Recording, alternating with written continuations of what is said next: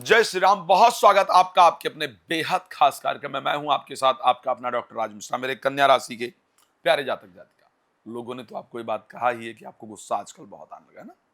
बहुत सारे लोगों ने बात कहा है, मैं जानता हूं। और कंट्रोल कीजिए, आप खुद भी ये महसूस कर रहे हैं या कर रही हैं।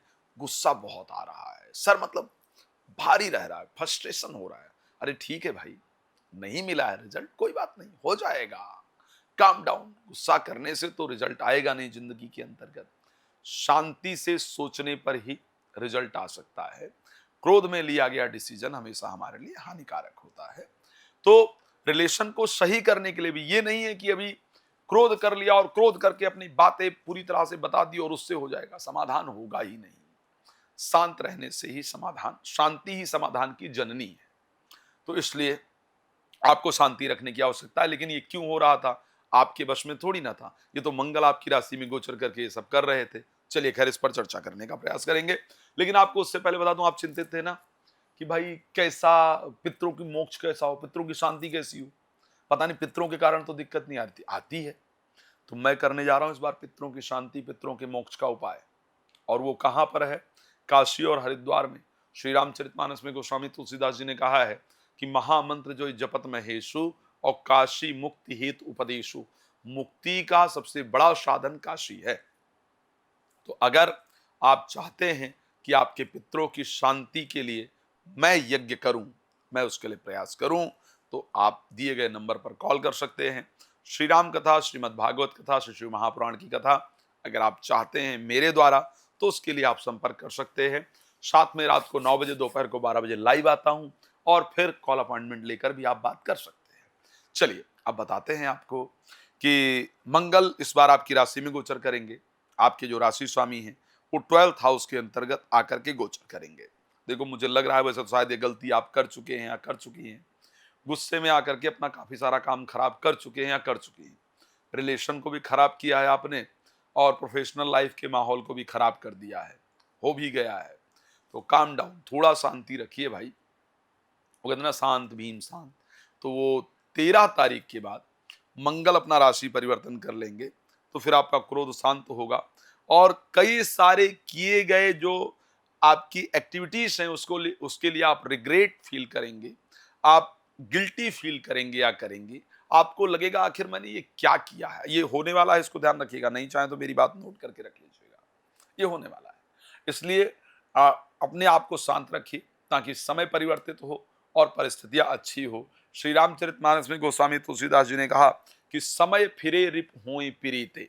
समय परिवर्तित हो जाने के बाद दुश्मन भी अपना मित्र जैसा हो जाता है या हो जाती है। तो हमें इस चीज पर विशेष ध्यान देने की आवश्यकता है। स्वास्थ्य को लेकर के स्टार्टिंग ऑफ मंथ 13 तारीख को, स्पेशली 13 तारीख तक बहुत बेहतरीन नहीं दिख रहा है। 13 तारीख के बाद जो परिस्थिति होगी वो हेल्थ को लेकर के और नेचर को लेकर के दोनों चीजों में आपके चेंजेस आएंगी। मैं अगर सितंबर की बात करूं तो मुझे लगता है कन्या राशि के लिए सितंबर सावधान रहने वाला महीना रहेगा। कन्या राशि के लिए सितंबर सावधान रहने वाला महीना रहेगा। और उसका रीजन ये है कि सितंबर महीने के अंदर जो बुध का गोचर रहने वाला है वो सिंह राशि में रहेगा, यानी 12th हाउस के अंतर्गत रहेगा। 12th हाउस में बुध की परिस्थिति बहुत अच्छी नहीं मानी जाती है। तो क्रोध करने पर, जल्दबाजी में डिसीजन लेने पर, काम में लापरवाही करने पर आपकी जॉब चली जाए या बिजनेस में बड़ा लॉस हो जाए, इस प्रकार की कंडीशन है। इसलिए इस चीज पर आपको विशेष ध्यान देने की आवश्यकता है। 3 लोग हैं जो आपके प्रोफेशनल लाइफ में काफी दिन से आपके पीछे पड़े हुए हैं। 3 लोग हैं जो आपकी प्रोफेशनल लाइफ में बहुत दिन से आपके पीछे पड़े हैं। उनसे इस महीने भी सावधान रहने की आवश्यकता है। और तीनों के नाम का जो लेटर वर्ड है वो डिफरेंट डिफरेंट है। एक के नाम का जो लेटर वर्ड है वो स्टार्ट होता है आ अक्षर से, दूसरे का स्टार्ट होता है चा अक्षर से। आ, ला, चा और दा। 3 ये लोग हैं, उसमें स्त्री पुरुष कोई भी हो सकते हैं, मैं उसको डिफाइन नहीं करूंगा। लेकिन ये 3 लोग हैं जो आपका सामाजिक नुकसान पहुंचाना चाहते हैं, चाहती हैं, जो जलन की भावना रख रहे हैं या रख रही हैं। और वो सितंबर में आपको विशेष नुकसान पहुंचाने का प्रयास करें, इस प्रकार का योग है। तो अपने आप को सावधान रखने से इस प्रॉब्लम को हम पूरी तरीके से सॉल्व कर पाएंगे और अच्छे रिजल्ट को ले पाएंगे।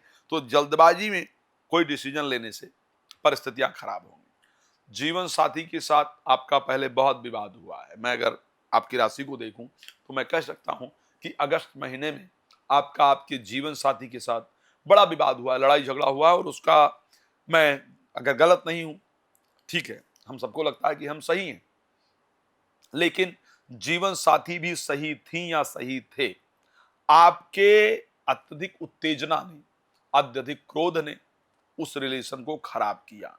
13 तारीख को के बाद आपको रियलाइज होगा कि मैंने रिलेशन खराब किया। और अगर आपके जीवन साथी की कन्या राशि है तो 13 तारीख के बाद, या फ्रेंड की कन्या राशि है तो 13 तारीख के बाद उनको रियलाइज होगा कि उन्होंने गलत किया। तो स्पेशली अगर मैं स्वास्थ्य को लेकर के बात करूं तो कंडीशन ठीक ठाक दिख रही है, ध्यान रखने वाली परिस्थिति दिख रही है।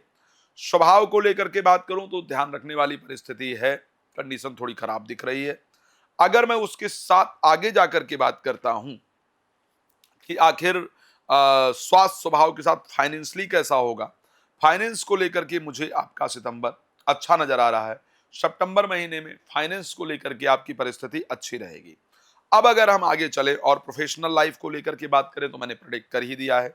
एजुकेशन को लेकर के एज यूजुअल रहने वाला है, जैसा पहले चल रहा था वैसा ही रहने वाला है। संतान को लेकर के शुभ समाचार के योग हैं, संतान को लेकर शुभ समाचार मिल सकता है। भाग्य का सपोर्ट पूरी तरीके से मिलेगा। जीवन साथी के साथ रिलेशन में जो सुधार की परिस्थिति है वो आपकी सितंबर में दिख रही है। रिलेटेड टू कोर्ट कचहरी अगर कोई मामला है, वो डिसीजन आपके पक्ष में आ जाए, वो कोर्ट में कहीं भी चल रहा हो, चाहे वो पीआर को लेकर के कोर्ट के माध्यम से डिसीजन आने वाला हो या कहीं से भी आने वाला हो, तो ऐसे परिस्थिति के अंतर्गत वो रिजल्ट आपके लिए अच्छा आएगा। ध्यान रखिएगा, आपके लिए 17, 22, 30, 29, 17, 22, 30, 29, ठीक है, इन डेटों में आपको अपने बिजनेस से रिलेटेड इंपॉर्टेंट डिसीजन नहीं लेना है, ये ध्यान रखना, नहीं तो गड़बड़ी के चांस ज्यादा होंगे। भगवान आपको प्रसन्न रखें, मेरी शुभकामना है। रात 9 बजे, दोपहर को 12 बजे लाइव होता हूँ, आप मेरे साथ जुड़ सकते हैं। पितृतर्पण आप करा ही सकते हैं, पितृ शांति करा ही सकते हैं, भागवत की कथा इत्यादि अगर आप मेरे साथ चाहते हैं मेरे द्वारा कराना तो करा सकते हैं। धन्यवाद आपका जुड़ने के लिए। जय श्री राम।